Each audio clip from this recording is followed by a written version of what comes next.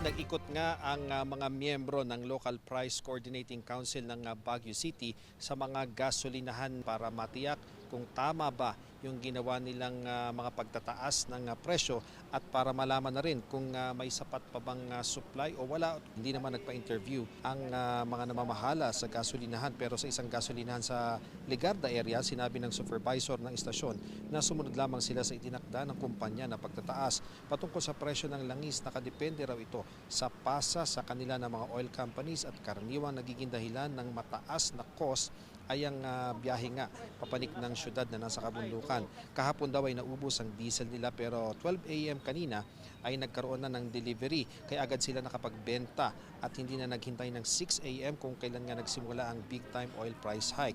Sarado naman, Rafi, dahil ubos na umano ang supply sa isang gas station malapit sa Baguio Medical Center. Ayon sa manager ng gasolinahan, Sabado at Linggo marami raw talaga nagpa-full tank. Kaya kahapon ng umaga wala ng diesel at kagabi ay nasagad na rin ang kanilang gasolina. Ang estimate dapat Martes hanggang Huwebes pa sana mauubos ang supply nila, pero sa dami nga nung nagpakarga ay tuluyang naubos yung supply. At umaasa nga sila na ngayong bago magtanghali ay makarating na ang tanker. May mga nakausap naman tayo, mga rider o motorista na nakailang gas station na raw ang napuntahan, pero wala rin silang napakargahan. Kaya naman nagtsatsaga pa rin sila.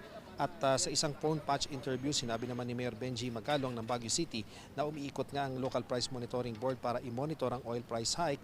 Inaalam din nila kung talagang wala ng supply ng langis ang ibang gas station. Kapag napatunayan daw, Rafi, na may nagdeklara ng wala ng supply pero meron naman talaga, ay i-revoke agad ang kanilang business permit at ipasasara. Ukol sa pricing, sabi ni Magalong na matagal ng panahon na angat talaga ang ng 8 to 10 pesos ang presyo ng kanilang petrolyo dito sa Baguio City at iba't iba raw ang dahilan nito, gaya na lamang ng cost sa pag-akyat nga ng petrolyo sa syudad.